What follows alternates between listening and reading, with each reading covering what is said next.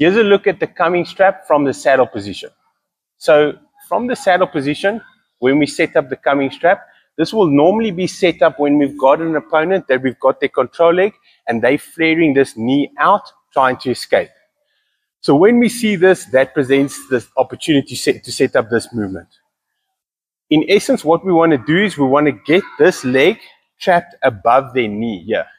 So initially what we'll do is we'll punch this hand that's closest to their body through and get a scoop grip on the far side leg. From here, we now have to create a situation that we trap their calf muscle on top of their knee.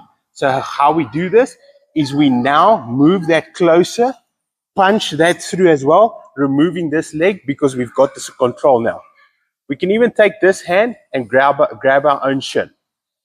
So from here, we've got two options. We can either perform a heist going forward or dropping to our hip.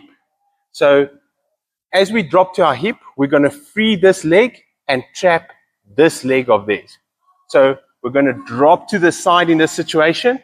I'm hopping this leg away, bringing it up, going over their shoelaces, and then punching through and punching all the way through behind their knee on this side. Now that we've done this, we create like a pinch with our legs, with our calf muscle pushing backwards and our knees squeezing in, and then we scoop this leg, trapping with our tricep, and then getting the finish here.